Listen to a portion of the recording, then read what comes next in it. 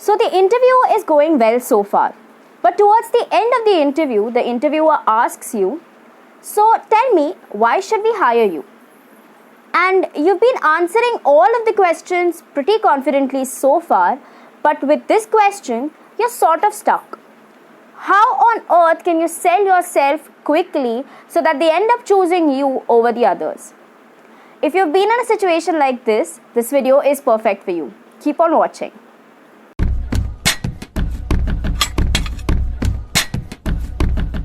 Hello you guys, welcome back to the Marketing Empress. Of course, I need to start this video by thanking you for 230 subscribers and moving on to the next milestone, that of 240 subscribers before we release the next video in this GDPI series. Take a pause at this moment and let me know in the comments below how the series has helped you in your preparations for your final as well as your summer placements. I'd be really interested to know how this video is helping you guys prepare for your interviews. So without further ado, let's jump into the content of this video. This video will cover the following points. What is the reason behind asking this question? How should you answer this question?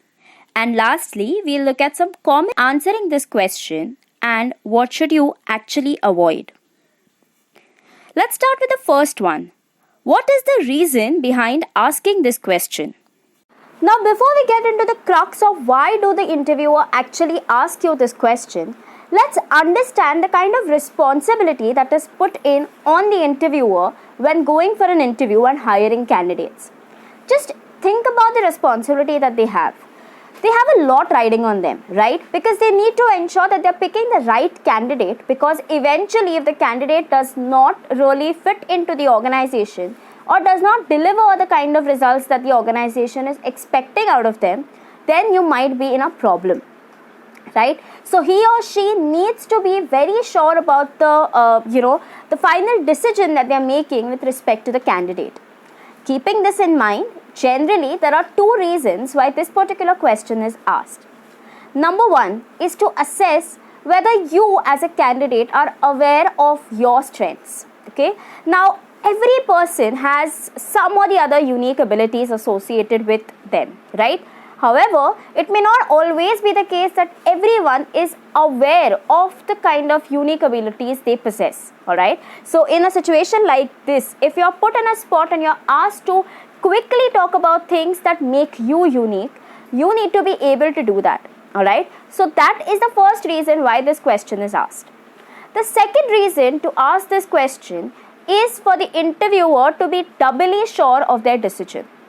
Now remember, most of the times this particular question is asked towards the end of the interview. Alright. So by then you've already answered a lot of questions. You've sort of already improvised on your answers and you've also impressed the interviewer at this point. Now when he or she is asking you this question, they are trying to doubly ensure that the result or the kind of decision that they made in their mind for you is right or wrong. Say you give them enough reasons to answer this particular question on why should we hire you, then they know that okay, this candidate is a good enough candidate and I should definitely consider him or her for the final result. But if you do not answer this question well, then maybe they'll start contemplating if they've been having a good impression about you till this point in the interview. So these are the two reasons why this particular question is asked. Now let's look at how do we go about answering this question. Now of course the answer to this question cannot be again one size fits all.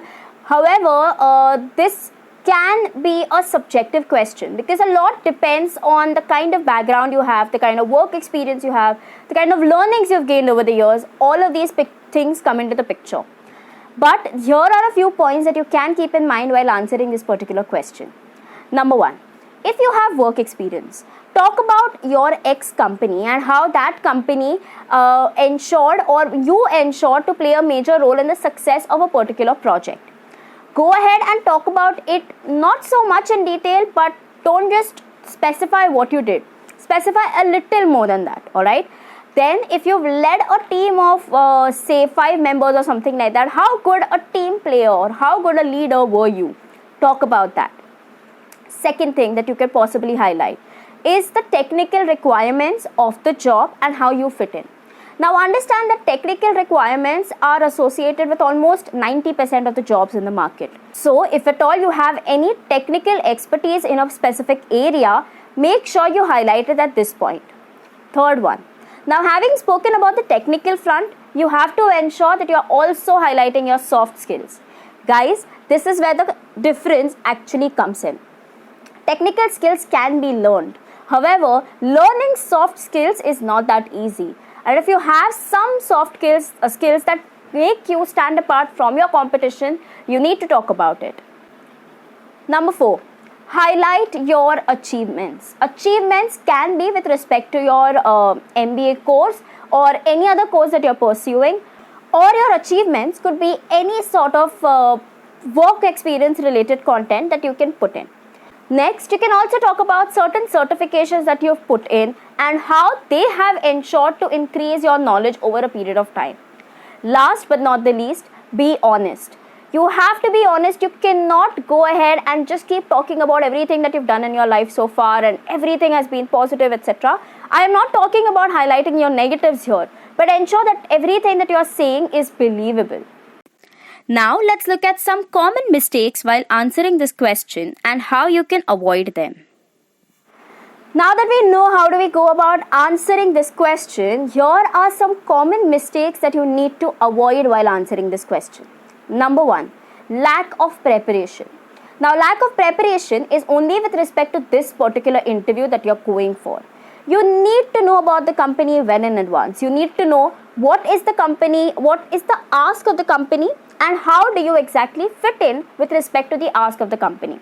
So you need to be prepared well for this interview. You do not want to answer why should we hire you and it ends up being an answer which is not in sync with what the company is looking for. Alright. Second mistake that you need to avoid is being too modest. Alright. I haven't really done a lot in my life, or I don't think I'm the right candidate for this. And trust me guys, this does happen. Do not be this modest because it's not appreciated. You need to come across as someone who is confident. Even if you're not the best, you need to be confident. So being too modest doesn't really help. Next, avoid being too general in your approach.